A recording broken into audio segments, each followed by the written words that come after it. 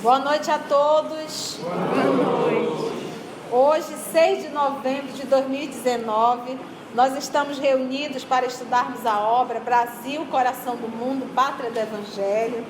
Já fica aqui o nosso agradecimento à nossa querida Carla, à nossa querida professora Nadia, à nossa Cecília e tantos outros corações que ajudaram nesse trabalho.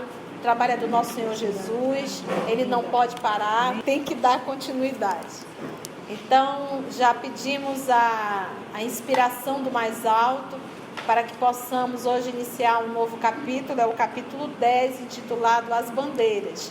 E nós teremos ainda uma vez mais a nossa querida Carla e a nossa querida professora Nadia, que também vai nos ajudar com o trabalho. Vamos lá? Que Jesus nos conduza. Eu acho que o primeiro é o conceito das bandeiras, né? Porque esse nome, Carlinha, professora. Bom, gente, as bandeiras é que existiam entre o século XVI até o XVIII as expedições. Eram as entradas e as bandeiras, mas especificamente vamos falar das bandeiras. As entradas, só para a gente saber, elas eram proporcionadas pelos governantes. Digamos que eram assim as que teriam assim todos um aparato de legalidade para poder entrar no centro do Brasil, porque a gente estava no litoral. E as bandeiras que a gente vai falar hoje, que são os bandeirantes, eles eram convocados pelos donos dos engenhos, das fazendas, para adentrarem o sertão do Brasil. Então, nós vemos sempre nos livros, nas gravuras, ele com aquelas botas, canos longos, né, com gibãos, mas nem sempre foi assim. Alguns iam descalços, então tem toda essa peculiaridade. E o que realmente caracteriza uma e outra? As entradas, que a gente vai ver mais à frente no livro, eles iam realmente eles respeitavam o Tratado de Tordesilhas, eles não ultrapassavam, iam para mapear, e as bandeiras não. Como no sul não deu muito certo a cana-de-açúcar, eles iam atrás de minas, de ouro, né? Pegar os índios, né? Os indígenas, aprisionar, invadir as missões. E existiu vários. Eu gostaria só de falar que, apesar deles terem sido a gente que depois vai tirar as nossas conclusões, se eles foram heróis, se eles foram assassinos, se eles foram mercenários, né? Foram um pouco de tudo isso na minha concepção. No entanto, eles contribuíram de forma assim, bem significativa para tudo até hoje. O fato deles adentrarem o centrão do Brasil, eles saíram do litoral para o centro, e os engenheiros nossos atuais pegaram essas entradas deles e construíram as grandes rodovias. Se você vê hoje, você tem a rodovia dos Bandeirantes lá no Sudeste, o Anhanguera, que é o Fernão Bueno, o Bartolomeu Bueno, que ficou conhecido como Anhanguera, o Diabo Velho, né? Hoje tem a Raposo Tavares, e tudo isso. E acreditem, ele com as entradas deles, eles demarcaram, e ficou fácil depois para os engenheiros fazerem as grandes rodovias.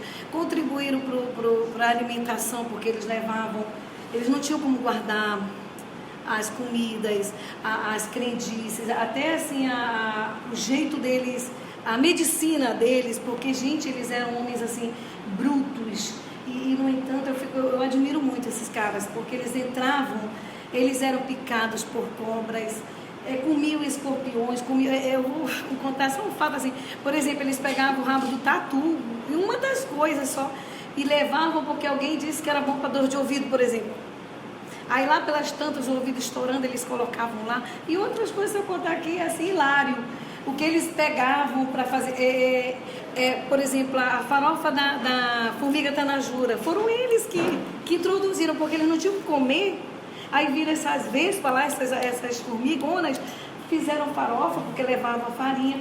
Então, assim, os bandeirantes, eles contribuíram assim, de forma bem significativa. Lógico, com as atrocidades deles, com tudo isso. E quando eles iam, gente, eles faziam um contrato com os grandes engenhos, com os donos, ou verbal ou por no papel.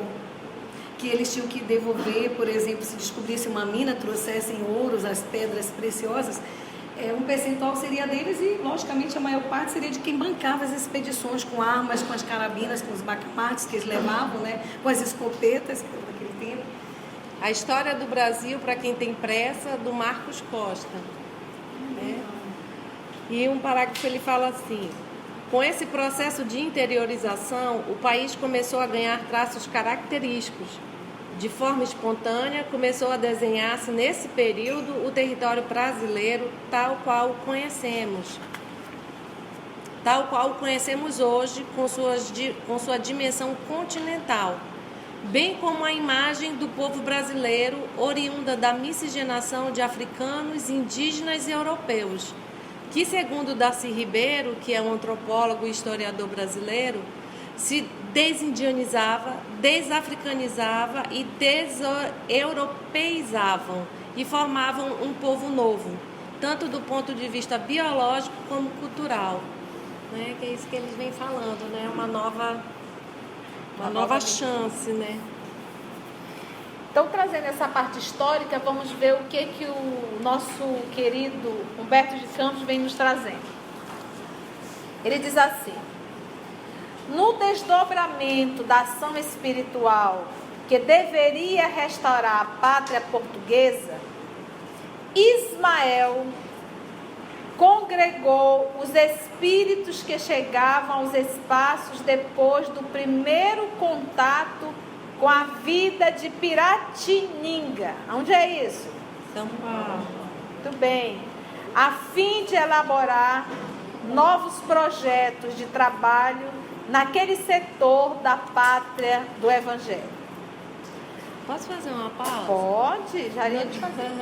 É que no capítulo anterior, o Iléu, né, vai pedir para Jesus para dar uma força lá em Portugal, que não tinha ninguém, estava na miséria. E aí começa aqui as bandeiras, aí parece que não tem nexo, né? Por que saiu lá daquele pedido dele e vem para as bandeiras? E aqui o primeiro parágrafo ele já fala, no desdobramento da ação espiritual que deveria restaurar a pátria portuguesa, porque o ouro que vai se encontrar é que vai salvar Portugal. Entendeu? Vai tudo para lá. Vai tudo para lá, embora. E depois para a Inglaterra. Muito bem. Ismael congregou então os espíritos que chegavam aos espaços, desencarnando, né? Depois do primeiro contato com a vida de Piratininga, o povo reencarnou, veio para São Paulo, desencarna, volta para o mundo espiritual e vem o nosso querido Ismael e diz assim: vamos fazer aqui uma reunião com o povo que está chegando de Piratininga, a fim de elaborar novos projetos de trabalho naquele setor da pátria do Evangelho. Almas decididas e heróicas, postas ali para a construção da grande obra, apesar dos seus característicos de bondade e de energia, necessitavam regressar à luta terrestre em seu próprio benefício. O mensageiro divino as reuniu em grandes círculos, de onde lhe ouviram a palavra amiga e esclarecedora. E aí quem vai falar é o nosso querido Ismael. Nosso Augusto vai fazer o nosso Ismael. Meus irmãos, disse ele, regressareis dentro de breves dias aos núcleos de trabalho estabelecidos no Planalto Piratiningano. Prosseguireis atuando no mesmo campo de labor e liberdade com que caracterizastes as primeiras iniciativas aí desenvolvidas. Agora, levareis mais longe a vossa coragem e o vosso heroísmo. Penetrareis o coração da terra do cruzeiro, rasgando as sombras de suas florestas imensuráveis. Com a vossa dedicação, novas atividades serão descobertas e novas possibilidades hão de felicitar a existência dos colonizadores do país, onde nos desvelaremos pela conservação da bandeira de Jesus, desfraldada lá sobre todas as frontes e sobre todos os corações. Só um minuto. Ainda há pouco a professora estava explicando qual seria a função dos bandeirantes. E aqui ele está mostrando o trabalho e a missão deles. E para o centro, aonde foi que eles foram buscar tantas pedras preciosas, se não Minas e São Paulo? Vai para o centro. E esse movimento que a professora falou, eles foram rasgando, foram dando norte. Então, a busca, em verdade, era por ouro e pedras preciosas. Mas existia uma programação espiritual por detrás de tudo isso. E aqui, o nosso querido Humberto de Campos vai nos apresentando esse molde, né? Até hoje, tem se multiplicado as tristes caçadas humanas em que os índios misérrimos são colhidos de surpresa, na sua simplicidade, para os penosos trabalhos do cativeiro. Desvendareis agora as fontes de riqueza dos vastos latifúndios do Brasil, interessando a colonização e fazendo desabrochar com mais intensidade os núcleos valorosos desse movimento de intensificação dos órgãos de progresso da pátria e do seu povo. Muitos de vós conhecereis a penúria e o sofrimento. Sacrificareis a fortuna e os afetos mais santos da família para construirdes a base do porvir com as lágrimas abençoadas dos vossos martírios e das vossas renúncias exemplares. Vossa tarefa será rasgar as selvas remotas, patenteando o ouro depositado no seio da terra generosa. O ouro era só um pretexto, assim, um estímulo, vamos dizer assim, para que pudessem adentrar, rasgar, ir para o centro, ir para o coração, ir para o seio, né, desse nosso Brasil. Houve, e a gente percebe aqui o processo da reencarnação, e bem claro o nosso Ismael dizendo, não vai ser fácil não, viu? E ainda continua sendo isso. Vocês vão reencarnar? Não vai ser fácil não. A reencarnação ela é de luta. Então nós temos vários tipos de lutas. Nós temos aquela luta que é já em busca e em torno, em sacrifício em relação ao outro. Essas almas que reencarnam para se sacrificar em prol de uma humanidade. E temos aquela luta que é a luta ainda pequena, curta, íntima, que é a luta contra as más tendências que ainda habitam dentro de nós. Então, reencarnação deve ser sempre sinônimo de luta. Nós ainda estamos no primeiro estágio, a luta íntima, como diz o nosso Paulo, o bom combate. Eles aqui estavam fazendo as duas, tanto essa luta íntima, quanto também esse movimento para ajudar realmente esse rasgar, esse nosso Brasil, esse nosso país amado. Houve um intervalo na sua fala. Ali se encontravam, nas entidades que seriam mais tarde, entre muitos outros, Antônio Rodrigues Arzão, Marcos de Azeredo, Bartolomeu Bueno e Fernão Dias Paz. Este último, o Fernão Dias, quebrando o silêncio da grande assembleia, exclamou, provocando geral interesse. Mas vamos ver um pouquinho a biografia do Antônio Rodrigues Arzão, Marcos de Azeredo, Bartolomeu Bueno e Fernão Dias Paz, tá bom? Vamos lá. Primeiro, o nosso querido Antônio Rodrigues Arzão. Nasceu em Taubaté, 1730. Foi bandeirante. O 2 foi quem? O nosso Marcos Azeredo. Foi também um explorador brasileiro que, à procura de esmeraldas, explorou parte do atual estado do Espírito Santo. Ele nasceu em 1619, no Rio de Janeiro. desencarnou em 1680, também no Rio de Janeiro, tá? Temos o terceiro, que foi o Bartolomeu Bueno. Também explorador, sertanista, bandeirante. Ele encarnou em 1672 e saiu daqui em 1740. Você vê que todos no mesmo período. 68 anos. Vou já deixar. Ele nasceu em Santana da Parnaíba. Tem o item 4, que é quem? É o nosso Fernão Dias Paz. Ele nasceu em São Paulo, 1608, desencarnou em 1681, também em São Paulo. Foi também bandeirante paulista. Ficou conhecido como o Caçador de Esmeralda. É o bandeirante de mais largo renome. Pouca coisa, hein? E a professora quer falar de alguém em particular. O Bartolomeu Bueno, ele ficou conhecido como Anhanguera, né? Ele era o diabo velho. Ele, assim como Caramuru, que é o deus do trovão, ele pegou pinga, isso aí é química, mas ele já sabia, jogou no rio e tocou fogo e pegou fogo. Então ele dizia, ele conquistou, ficou com medo, os indígenas, Anhanguera, né? Se eu vou fazer assim no rio de vocês, se vocês não me levarem onde tem ouro. Aí eles com medo, né? Levaram. E assim, eles eram extremamente...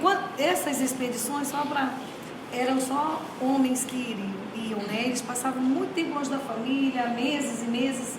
E, logicamente, quando eles precisavam das mulheres, adivinha quem seria? As indígenas. Então, muitos filhos bastardos. O Fernão Dias, ele teve um filho bastardo que se rebelou contra ele numa das expedições. E eles agiam nessas expedições como juízes. Eles eram juízes, eles eram os padres, o líder religioso, o líder da legalidade mesmo. Ele mandou matar, eles agiam assim sumariamente. Então, vários filhos bastardos, por conta eles eram bem assim, cruéis com as indígenas mesmo. Pegavam, faziam as coisas terríveis com elas, felizmente.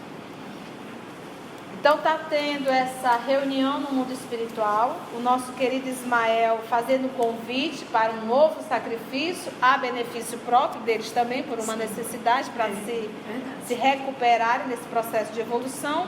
E dentro desse grupo, o nosso querido Fernão Dias Paz, hoje é querido, naquela época nem tanto, ele fala exatamente, eu vou aproveitar que o Augusto está aqui para fazer a voz. Vamos lá, Augusto.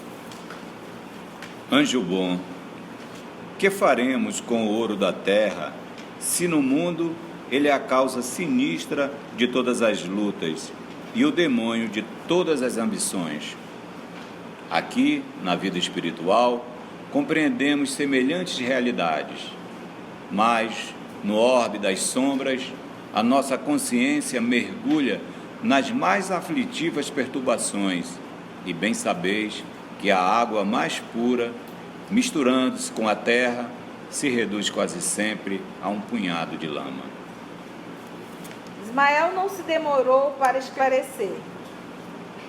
A terra é a escola abençoada, onde aplicamos todos os elevados conhecimentos adquiridos no infinito.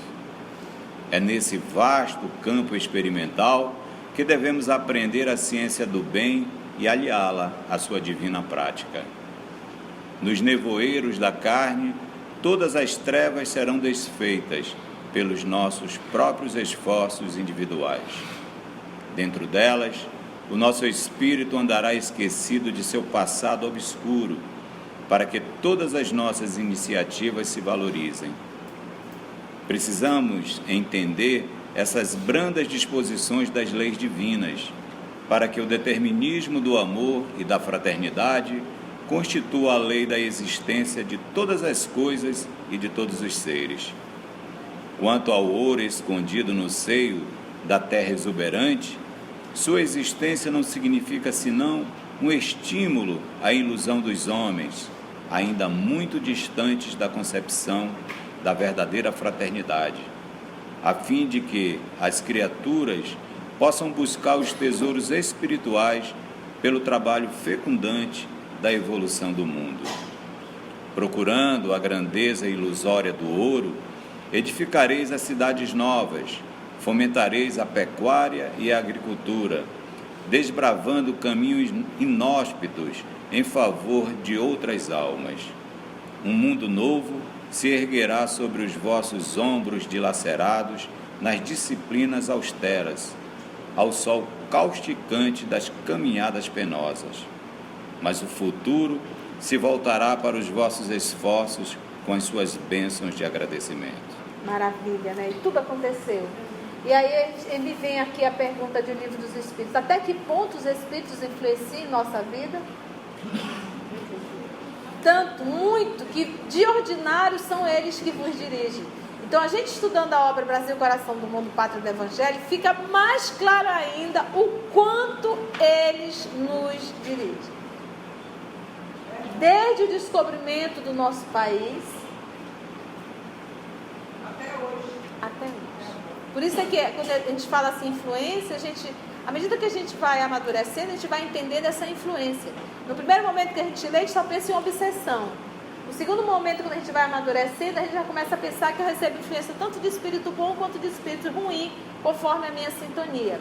E à medida que a gente vai estudando, a gente vai percebendo que essa influência, ela não é só de ordem pessoal, ela é de ordem coletiva. E a gente percebe esse processo da influência para o processo de evolução realmente do nosso planeta Terra. Então, nada está solto. Tudo está sendo conduzido. Dirigindo-se mais particularmente a Fernão Dias, Ismael sentenciou. Porque qual foi a pergunta de Fernão Dias?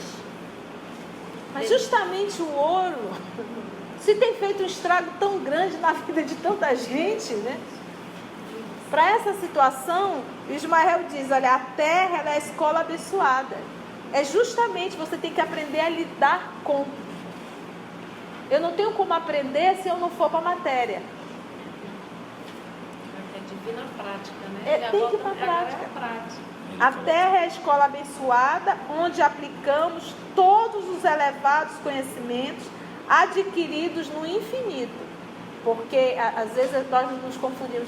Mas a gente não evolui no mundo espiritual. No mundo espiritual a gente adquire conhecimentos, tá? Para que eu consiga mudar de série, vou usar assim, é necessário eu pegar o meu conhecimento, vir à Terra e colocar ele em prática na hora da prova. Se eu conseguir fazer isso, eu passei na matéria. Gente, se nós ainda estamos errando, por mais que a gente tenha informação, isso quer dizer que ainda não aprendemos. Ninguém regride. O que nós somos hoje é o que nós somos. Nós nunca fomos melhor que, já fomos pior. Então, uma vez a gente aprendendo uma lição, essa lição estando fixada em nossa alma, a gente nunca mais erra. Não essa lição. Então, se ainda caímos, é porque essa lição ela ainda não está fixada em nossa alma. A influência espiritual, ela não quer dizer que ela vá tomar a frente. Por exemplo, aqui ela está dizendo, fulano, ela convidou um grupo que já estava vindo de São Paulo, já estava familiarizado com a terra, chamou um grupo, o nosso querido Ismael, e está organizando, vocês vão reencarnar. O trabalho de vocês é esse. Vamos lá, está sendo conduzido, há uma influência. Só que essas criaturinhas têm livre-arbítrio. Napoleão não foi programada a reencarnação dele? Nós já estudamos isso aqui, estudamos no caminho da luz? Foi programado, estava tudo certinho, tudo redondo. O homem chegou aqui, fez do jeito que foi programado? E assim somos nós. Então, há uma influência, há uma programação, mas existe uma lei chamada livre-arbítrio. Deus criou essa lei e ela é interrogável. Nenhum espírito lúcido interfere no livre-arbítrio do outro. Eles não fazem isso, em hipótese alguma. Respeitam. O espírito perverso, o espírito obsessor, não. Ele quer comandar a vida do outro. Então, é por isso que ele diz, a obsessão é uma ação constante de um espírito sobre o outro. Então, eles respeitam, eles dão um norte. Mas se o espírito encarnado não se submeter, ele deixa, faz parte do aprendizado dele, e ele vai sofrer as consequências das suas atitudes. Então há uma programação, e influência é assim, ó, não vá, não faça isso não.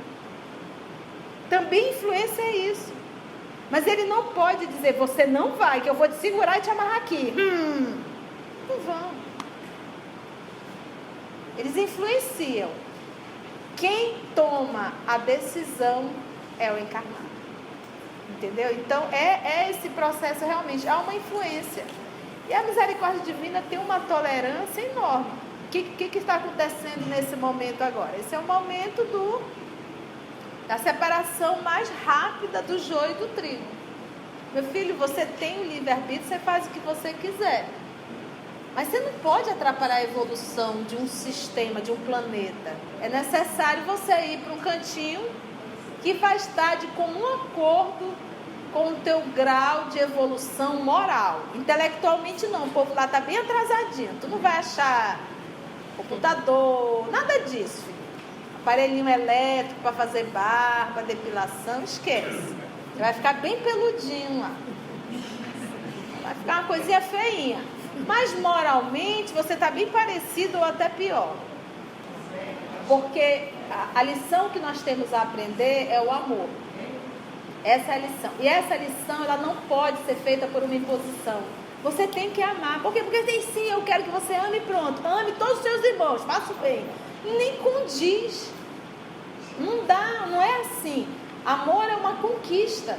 É uma luz, por isso que Jesus diz, fazei brilhar a vossa luz. Ele não diz, toma minha luz, e não tem. Fazei brilhar, desperta em ti. E é um esforço individual.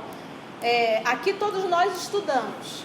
Todos nós estamos estudando o mesmo livro, ouvindo pessoas comentarem.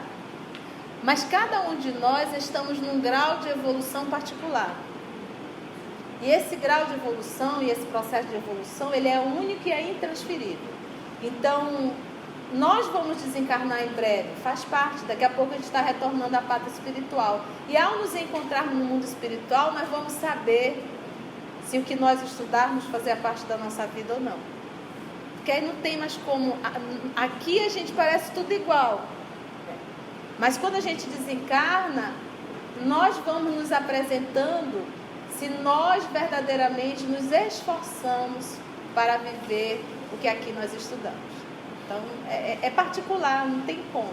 Estamos nesse momento todos juntos, mas cada um de nós vibra em sintonias diferentes. É nesse vasto campo experimental, é o que é a Terra. Experimental, a gente costuma dizer, quando a gente começa a olhar a Terra e as pessoas como material pedagógico para a minha evolução. Nos nevoeiros da carne, todas as trevas serão desfeitas pelos nossos próprios esforços individuais. Nevoeiro por quê? Porque a gente está aqui e a gente não enxerga muito bem. A gente não enxerga, eu estou falando, o nosso olhar não é um olhar espiritual.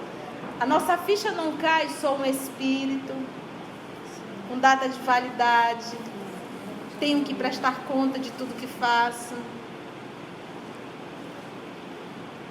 Vou deixar tudo, até o corpo. Daí não saireis até pagar o último iota, o último centímetro. Mais um pouquinho ele diz assim: precisamos entender essas brandas disposições das leis divinas, para que o determinismo do amor e da fraternidade, determinismo é, tu não tem escolha, aqui não, está determinado tu aprender a amar. Essa semana eu tenho pensado muito nisso. Digo, meu pai, a lição é só para a gente amar e a gente não dá conta.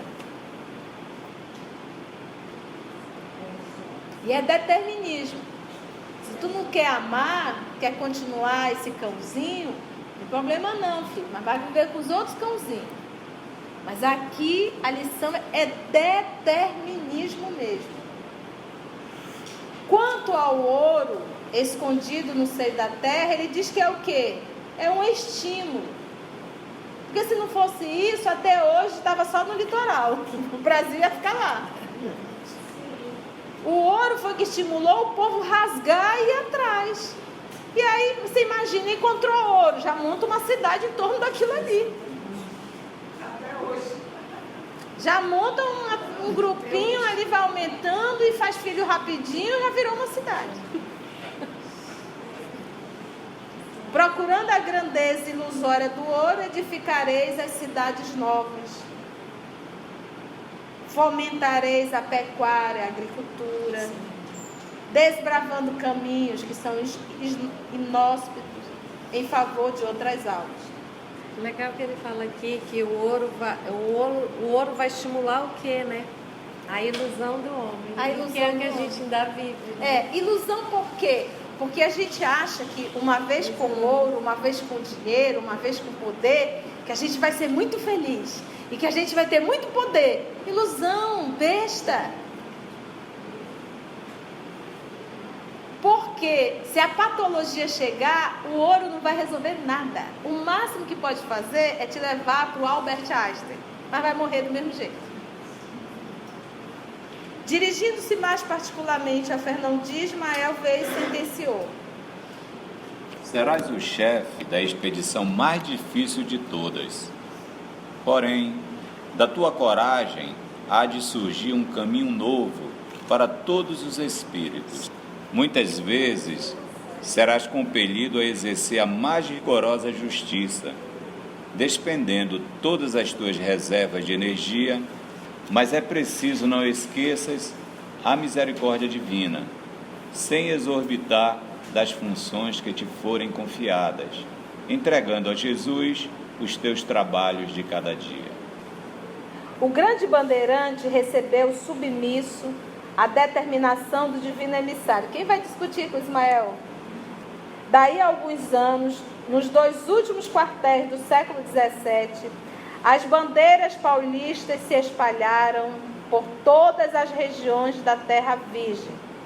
Através das selvas bravias, marcham como se o fizesse ao longo de largos e desconhecidos oceanos. As noites estreladas lhes servem de orientação e de bússola. A cruz do Cristo vai, como um símbolo, à frente de todos os expedicionários das novas tentativas de conquista. De Sorocaba, sobem por Goiás até ao Amazonas longínquo. Opa, descobriram nós. E de Taubaté, demandam a Paraíba do Norte.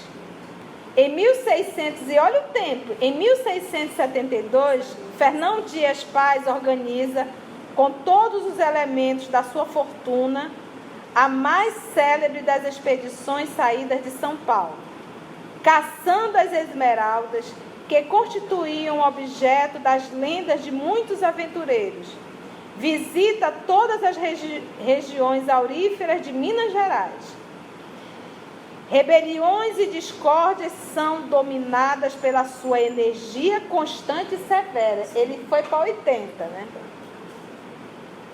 Para fortalecer a disciplina, o bandeirante audacioso manda enforcar o próprio filho, que participara da rebeldia geral, como escarmento aos companheiros, próximo à povoação do Sumidouro. As joias da mulher e das filhas são empregadas no seu arrojado empreendimento, arruinando-se a família inteira. Ele saiu pegando tudinho e... Fernão Dias, porém, segue um roteiro luminoso.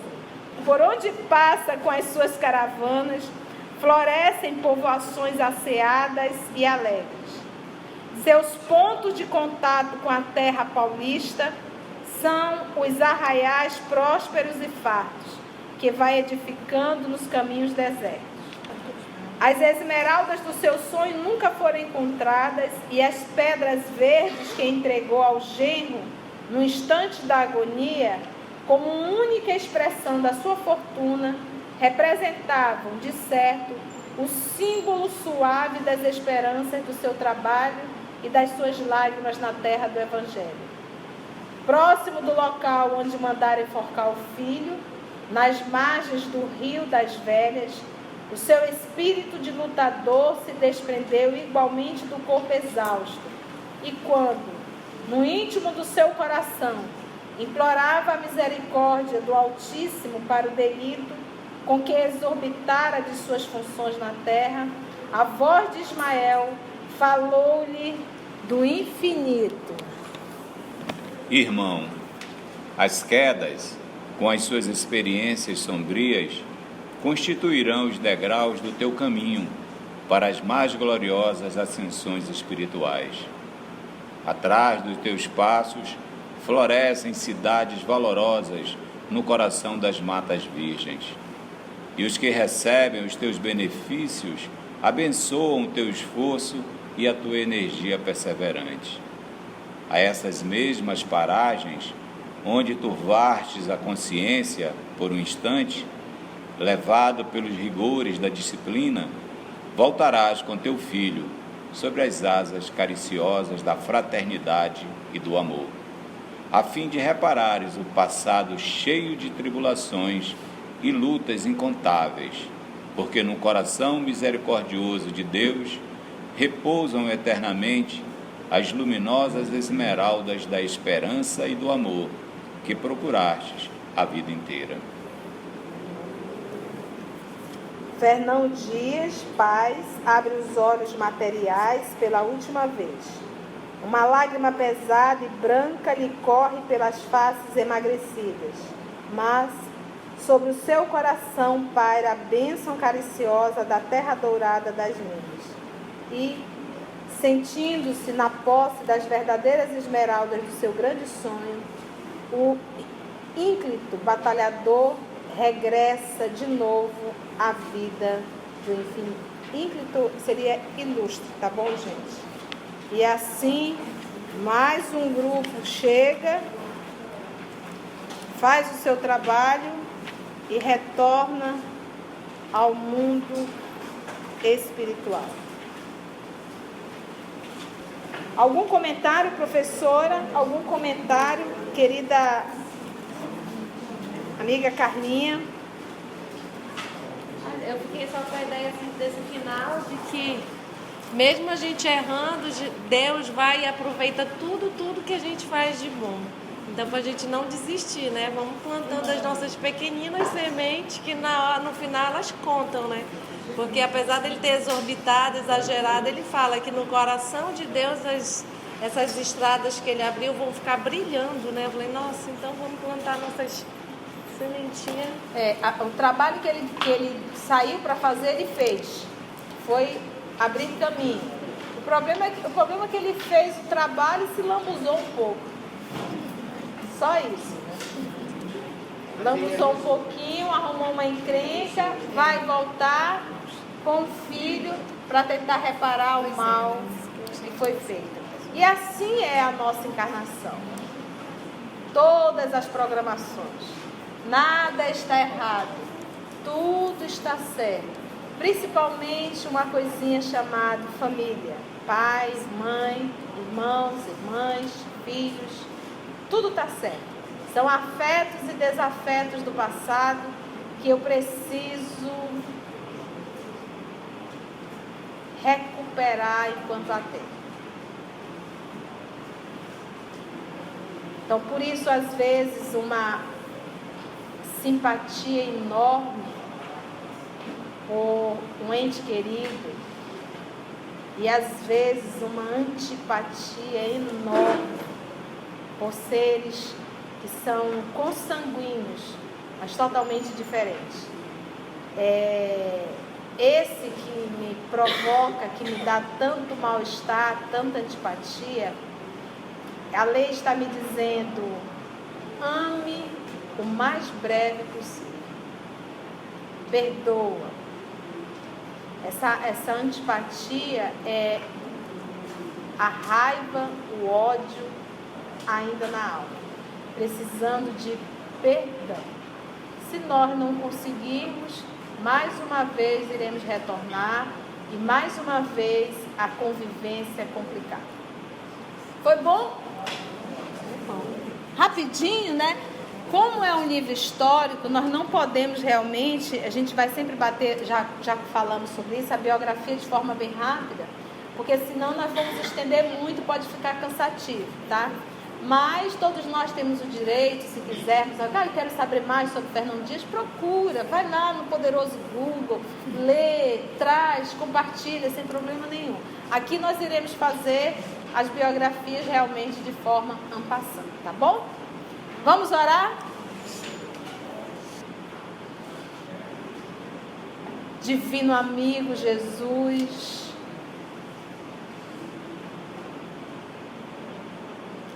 a doutrina espírita chegou meados do século XIX,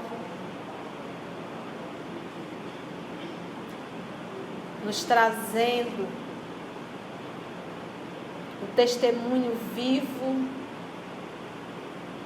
dos espíritos venturosos e dos espíritos infelizes. A doutrina nos trouxe, nos traz